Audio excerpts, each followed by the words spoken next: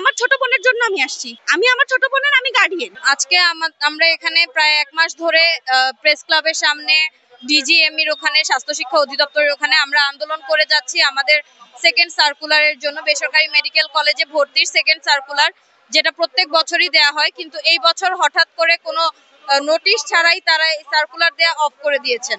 তারা বারবার তারা শুরুতে আমাদেরকে সবাইকে আশ্বস্ত করেছেন যে সমস্যা নেই, আপনারা ভর্তি হতে পারবেন, কিন্তু হঠাৎ করে তারা এখন বলতেছেন যে আমরা সার্কুলার দিব না, আর সার্কুলার না দিলে ভর্তি হওয়া সম্ভব না।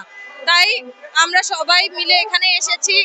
ইভেন বেশ কয়েকদিন যাবত আমরা এখানে আসছি, আন্দোলন করছি আমাদের মতো করে, কিন্তু তারা আমাদের বিষয়গুলোতে কোনো কর্ণপাত করছেন না, আমাদের বিষয়গুলো তারা দেখছেন না।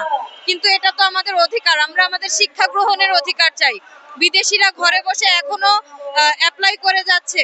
আমরা আমাদের দাবি জানাচ্ছি আমাদের স্বাস্থ্য উপদেষ্টা বরাবর, স্বাস্থ্য শিক্ষা অধিদপ্তর বরাবর, এবং আমরা চাই আমাদের প্রধান উপদেষ্টা স্যার, আমাদের গুরুজন, আমাদের শিক্ষক, উনি আমাদের বিষয়টা দেখুক, আমাদের অধিকারটা আদায় করে দিক। আমরা স্টুডেন্ট, আমরা এখানে আমাদের অধিকারের জন্য আসছি। আমরা শুধু পড়াশোনা করতে চাই, আর শিক্ষা তো একজন মানুষের মৌলিক অধিকার। আমরা 1 মাস ধরে বিভিন্ন জায়গায় বিভিন্নভাবে আন্দোলন করছি, বিভিন্ন জায়গায় যাচ্ছি। গত 1 মাস ধরে, গত 15ই জুন স্বাস্থ্য শিক্ষা অধিদপ্তরে ওনাদের নিজস্ব লোক আমাদের উপর হামলা করে, বহিরাগত কিছু ছেলে ডেকে এনে আমাদের উপর হামলা করে। তারপরেও সেটার কোনো বিচার হয়নি, কিচ্ছু হয়নি। আমরা তাতেও কিচ্ছু বলতেছি না, কিন্তু তারা আমাদেরকে পড়াশোনার সুযোগটা দিক, আমাদেরকে পড়াশোনা করতে দিক। তাদের শিক্ষা ব্যবস্থা ধ্বংস হয়ে যাবে, কারণ আমাদের এই দেশে কতজন চিকিৎসক লাগবে সেই অনুযায়ী প্রত্যেকটা মেডিকেল কলেজে সিট নির্ধারণ করা হয়েছে।